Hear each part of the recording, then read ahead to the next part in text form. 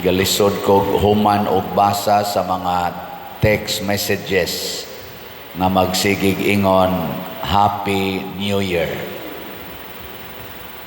Sukad pa gid na atong una mao gid na i-wish Happy New Year. Pangutana sa imong tupad nakadtong 2024 happy ka? Na kono. So kining atong pangandoy nga happy niya malinawon niya pakapinan pagyog prosperous New Year. Mao gid nay gustos Ginoo nga ihatag nato. Pero jutay ra kaayo ang makatagamtam ana nganuman tungod kay jutay rasad ang gustong maminaw og motuman sa pulong sa Ginoo. Lingay mong tupad ing na karong 2025 din aka makasala. Ing na kano. Na karon ba 2025 din aka makasala. Nya moingon dai na imong tupad ay di ta kapugong anay makasaha kita awan na gikondisyon na nimo daan imong kaugalingon nga mosupak gid ka sa Ginoo. Mao man ay atong sagad rason. So gusto nato sagolon ang sala og ang panalangin sa Ginoo. Ginoo, tagai ko grasya, pero sabta lang sad ko kung makasa ko. Ay lang sad ko badlunga kung makasa ko. Pero tagai lang ko grasya, kanang happy ko bisag nakasa ko. Mao na ato. Sagdai lang Lord og ako ning kuluran akong buhok, hatagi lang ko og good health. Pero ako na lang ning kiskison akong kilay kay wa na ko kauyon ani. Tagai lang ko good health. Ako lang ning ipalaygit ang akong palupyan tube. Tagai lang ko good health. Ako lang ning imnan og pills para mga matay ning akong reproductive hormones. Pero tagai ko good health. Mga buangon kay tanong. Unsaon pa good health nga imo namang gipangpatay ang healthy parts of your body na hinatag sa Ginoo. Paminaw sa Ginoo. Mao na kutob sa naminaw sa Ginoo og nagtuman niini malipayon gyud. Si Maria ug si Jose nga nagtuman sa pulong sa Ginoo bisag didto ra nakapanganak si Maria sa pasungan. Bisag gisalikway sila sa mga tao, wa sila pasudlas mga balay sa dihang si Maria nagbati na. Malipayon gyapon sila. Unsa may timailhan sa malipayon og malinawon nga tao, dili masuko, dili magyaw-yaw. Ilingay mong tupad. Ing na pwede din aka magyaw-yaw. Pwede ka na, nga din adjud ka magyaw-yaw karong 2025? Depende. Pwede oy, ngano gutawng dili pwede. Muna, kay naminaw man si Jesus o si Jose o si Maria sa pulong sa Ginoo, nagtuman man sila niini. Bisag nakatagamtam sila, grabe kayong pagsalikway, grabing pagdaog-daog sa kalibutan, wa gid sila masuko, wa magyaw-yaw, hilom lang hangtod namatay. Si Jesus mao gyapon. Nagsige ra gid siya tudlo, sigtudlo, unyag atakiho na gid siya, hilom. Hangtod gyud namatay, hilom lang. Wa masuko. Nautunta kaning 2025 din aunta magsigig yaw-yaw ang atong mga kaigsuonan, labi na ang atong mga leaders sa politika o sa simbahan. Hinaot unta nga dili na magsigig away ang mga managsuon, ilog ana mga yuta o kaptangan nga kabilin sa ilang ginikanan. Hinaot unta, Jubilee year maron, mag-uli na unta ang maayong kabubuton sa mga utangan o sa mga giutangan. Di na unta magsigig kinihaay tungod anang utang kay kitang tanan pulos ta utangan sa Ginoo nga maglisod na tagbayad. Ang nibayad sa atong utang mao ang Ginoo mismo nga nagpakatao. Ang iya ra gyung hangyo unsa man paminaw mo ug tuman sa akong sugo. Muna diri sa atong unang pagbasa ingon panalanginan kamo sa Dios. Dili ta panalanginan sa kwarta, di ta panalanginan sa atong presidente, di ta panalanginan sa atong mga senador, congressman, gobernador, mayor, kapitan. Panalanginan unta tas Ginoo.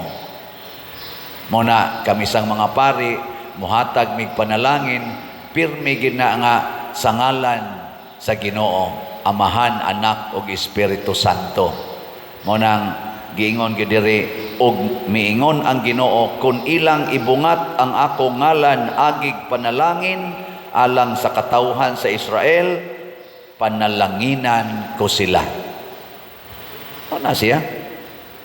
Nya ato dayong gisulti diri sa atong tubag sa Salmo, bendisyonan unta kita sa Dios diha sa iyang kaluoy. Muangkon ta mga igsoon nga makaluluoy gyud ta. Kung wap ay Ginoo makaluluoy gyud ta. Ilingi ay mong tupad na makaluluoy ng naong nimo. Wap ay Ginoo kanang naong nimo makaluluoy gyud. Oh. Muna ay na lang pag-arti-artis imong naong gasto anang kwarta siging pangarti anang imong naong para gorgeous gyud katan-awon. Makaluluoy ra gid tag naong. Udlon ra gining atong naong, makalabira ra gining atong naong kunwap ay Ginoo. Oh, mao gini tinuod. Kaning nagsigwali na may mo komedya na kong sulti pa dir. Gwapo man day kas personal nako. Sus Ginoo ko in taon. Berting katawas lektor sa bitaw no ngano man taon na sila. Nakaklaro ana bisan pagpiyungan. Kami sa una ba, mag-julin na imi, kanang apak-hapak ka ng julin ba? Ingon na siya niya, kaya nini mo siya, bisag piyungan. Bisag piyungan. Ang basketball, siyot ko no be. Siguro ka, masiyot na siya, sayo na bisag piyungan. Niya, maingon mo, gwapo na spader. Bisag piyungan. Mao na, makaluluoy ra gid ta. Pero tanawa ha, sa atong pagkamakaluluoy, matud pa diri sa ikaduhang pagbasa, pag-abot na sa saktong panahon. Unsa may nahitabo? Gipadala niya ang iyang anak. Gipadala sa Dios ang iyang anak. Mianhi siya. Ingon nga anak sa tawhanong ginikanan. Unsa may tumong? Aron kita himuong anak sa Dios. Nianhi siya ilalom sa balaod, kaning balaod sa kalibutan, aron luwason ta gikan sa balaod og tagaan tag grasya. Unya matod pa diri sa atong kuan nindot kayo, ang pinakadakong grasya nga gihatag sa Ginoo nato mao ang espiritu sa iyang anak nga maoy magsigig tudlo nato pag-ingon amahan ko or Abba Father, amahan ko. Nagilingay imong tupad. Ing nanapa diha nimo ang Espiritu Santo. Sa mga buto-buto gabi sa inom kagabi napaka ang Espiritu Santo.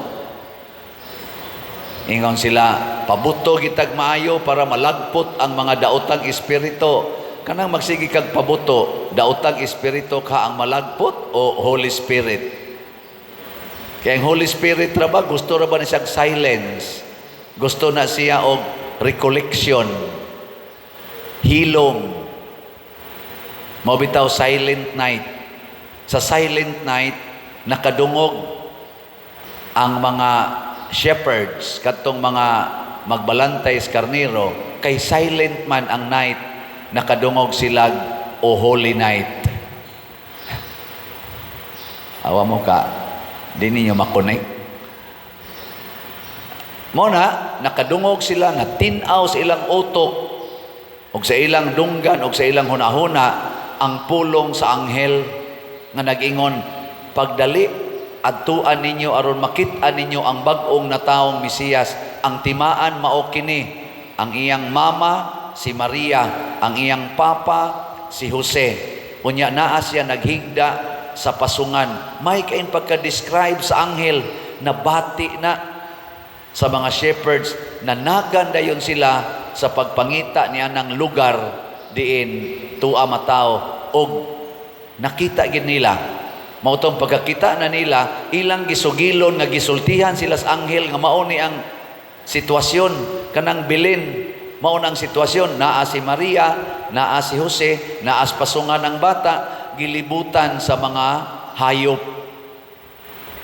Nakita na nila, sala, tinuod lagi, mao gini ang hari kay ang gisultis anghel dito, mao magyud ang ilang nakita. Di ko no belingi ay mong tupad. Ing naon say gisultis anghel nimo gabi. Naon say gisultis anghel gabi. Ing wa may anghel nagpakita nako. Wa man ka maminaw. So ay paminaw oh. Karon iguli nimo ing na Lord unsay imong isulti bahin aning akong anak nga tapulan kayo. Unsaon ako pagkakita nimo aning akong anak nga nagsigilag duwa aning computer, nyag pasimbahon matugra, nyag pakatulgon di matug kay magsigduwa. Unsaon ako pagkakita nimo? Naada yun ay isulting anghel basta maminaw ka, pero magsigi kag yaw-yaw, kamo mga buangon, kamo mga animal, kamo mga ana, adi ka kadungog kay ang imong madungog ang imo ra gyung tingog nga gitudlo nimo sa yawa dili sa Espiritu Santo. Muna diri sa atong ebanghelyo ang mga shepherds nga nagdali og nakakita sa Ginoo na mauli nga nagkanta og kasadya ning taknaa. So gikan sa silent night, nakita nila nakadto day holy night, sa na-experience na nila ang kamatuoran sa holy night, nang lakaw sila nakasadya ning taknaa. Bag-ong tuig, bag-ong kinabuhi.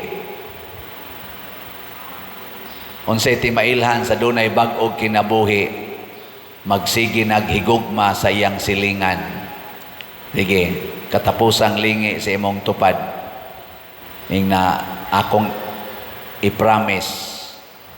Okay, sabat na ko. Ing na akong i-promise. Din adyo ko manglibak. Ing na. Okay, kasadya na good. Naaday sadya mong libak. Nya pakapini og ingon nga magsige na kong palit og slat. Gana, pero tilipaya nimo. Lipay pang atong simbahan, lipay pang Ginoo, lipay pang mga kabos. Pagkanindota na, hinaot unta nga ang bag-ong tuig 2025, mahimog yung bag-ong kinabuhi.